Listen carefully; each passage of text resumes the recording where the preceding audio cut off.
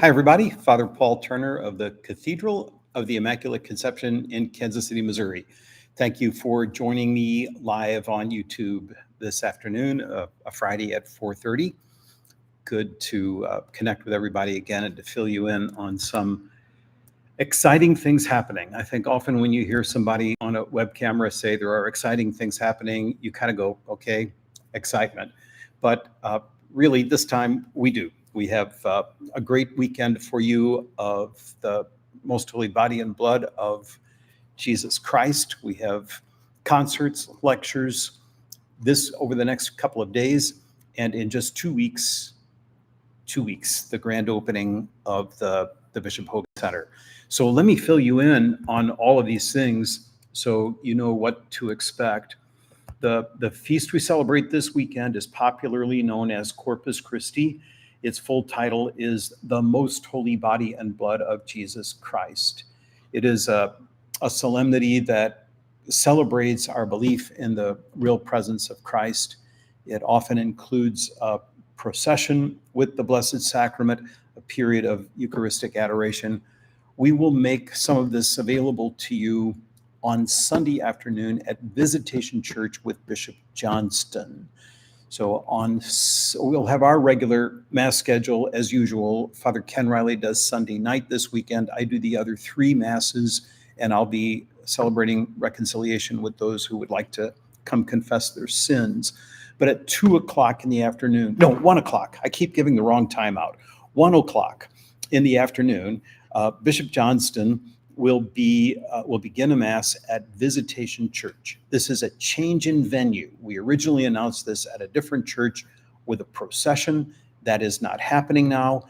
And instead, all of the activities are taking place at Visitation. So if you want to participate, please go directly there for the 1 o'clock Mass. That will conclude with a period of adoration of the Blessed Sacrament. So the bishop will set a monstrance up on the altar, and we'll have a period of prayer there. The music for this Mass is largely being led by the Te Deum Chorale, which is a local choral group of exceptional talent and a great repertoire. They are featuring much of the music inspired by Corpus Christi, by the history of this particular feast. So when this period of adoration is over, by say 2:30 or so, we'll take a little break, go downstairs to Ty Hall at Visitation, and then I will give a lecture at 3 o'clock on the origins of Corpus Christi, how it fits into our liturgical calendar, how these practices concerning Eucharistic reservation are important to our church, and kind of set the context for a lot of the beautiful music that you'll be hearing. And then the Te Deum will give a concert of some of this music. Then Monday night at the Cathedral, we have an organ concert with a visiting organist from the University of Vienna. And yes, the one in Austria. She's coming here to perform music. A lot of it will be based on the same material. And then I will give a lecture that night more specifically about the music of Corpus Christi. So you will have heard quite a bit of it, and we'll hear some other representations of it in the evening. It's a rare opportunity to step into some of Catholic Church history in the arts and to see how all of this fits together.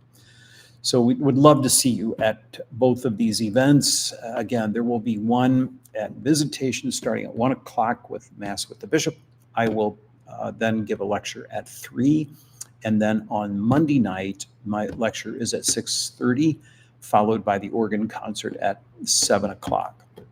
Thanks to Dr. Mario Pearson, the Te Deum Chorale, everybody who has collaborated to make this an extraordinary celebration of the Eucharistic revival by lending some real beauty to our observance of Corpus Christi this year. As I say, our Mass schedule remains the same, so if it's more convenient for you to come over here, please do. Also on Sunday morning, our little group of people interested in joining the Catholic Church have begun to meet.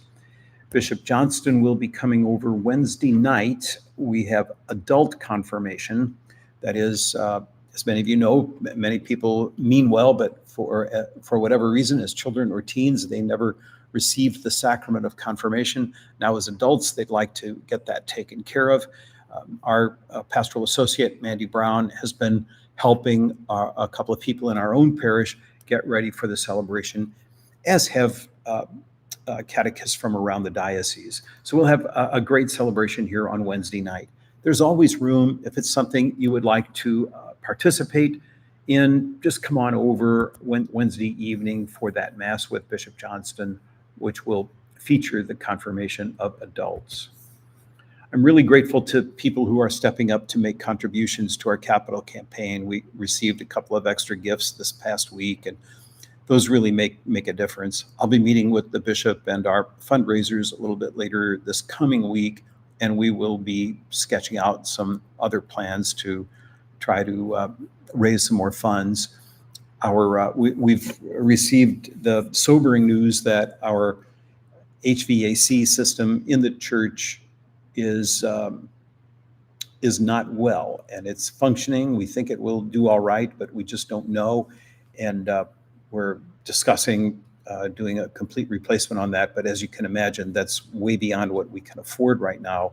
Still, we have to take some steps for things like this that are extremely important.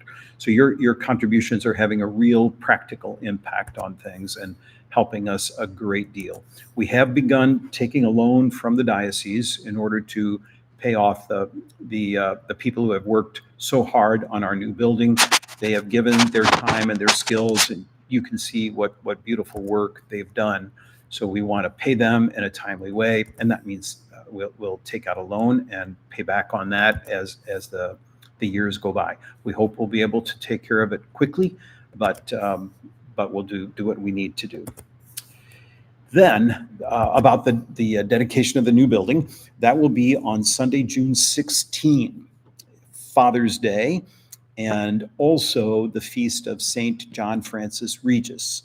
So a little bit of cathedral history here. Many of you know this. The first building erected to be a Catholic church in the Kansas City area was a log cabin designated to be a church. It had a little bell tower on the top, and that is what was used for worship in the very early days. We date that to about 1834. The Jesuit priest working here at the time, Father Lacroix, wanted to name it after St. John Francis Regis, a Jesuit saint, and requested formal permission on that from the Archbishop of St. Louis.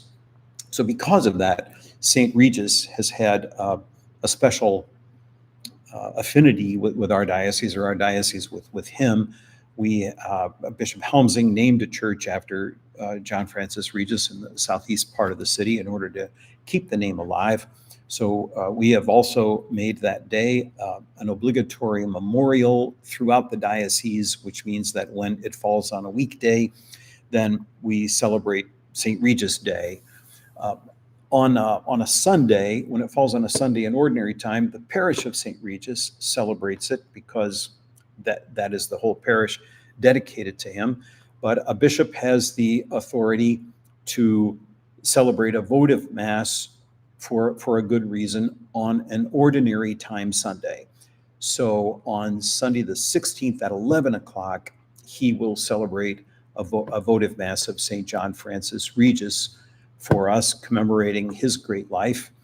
If I remember right, the reason that day was chosen is that it was the day he celebrated his first Mass as a priest, which for various reasons was Trinity Sunday in that year.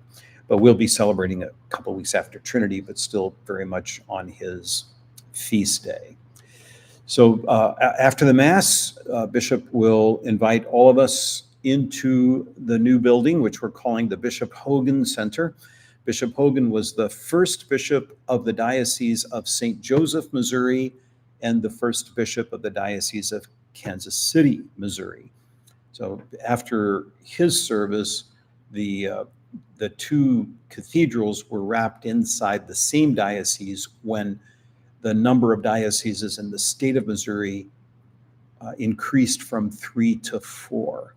So some people say the dioceses were combined, but actually the territory was of the two dioceses was diminished, but it ended up putting two cathedrals in the same diocese. That's why we have this hyphenated name, the Diocese of Kansas City, St. Joseph. But anyway, Bishop Hogan was the first bishop of each of these dioceses, each of these cathedrals. And there's the only really important church building named for him in our diocese is a Catholic school in Chillicothe, Missouri, which is a great school. And I'm sure Bishop Hogan would be very content with that. But we think that putting this new building under his name would be a good way to honor him for all of the service that he gave to us in his life as a priest and a bishop. So, and then inside that building, the showpiece is Father Donnelly Hall. Many of you remember we had Donnelly Hall in the old school building. Bernard Donnelly was the first pastor of the Cathedral Parish in Kansas City. He served as pastor for 35 years, and because of his ministry, there's always been a hall named for him. So we will rebrand the new hall with his name, kind of bringing his name into prominence once again for the cathedral community. And then that's where we will gather as Bishop Johnston blesses the new building for our use. There are other rooms in there. We'll have an expanded gift shop, a vesting sacristy that we'll use on Sundays. On the main floor will be the parish offices, a meeting room that we're going to call the St. Regis Room. That'll be our main gathering for groups of up to a couple dozen people. And then, of course, Morning Glory Ministries will continue to operate its emergency assistance now in a better space where they can spread around the clothing a little bit better. We'll have emergency assistance in the form of hygiene that we give people, clothing, backpacks, shoes, help them get an ID, a lot of important things for people who just need a leg up. The meal ministry will remain at the Catholic Center at 9th and Baltimore, where a beautiful renovation has taken place, and we are serving the needy in a place of great dignity. So those are the things coming up.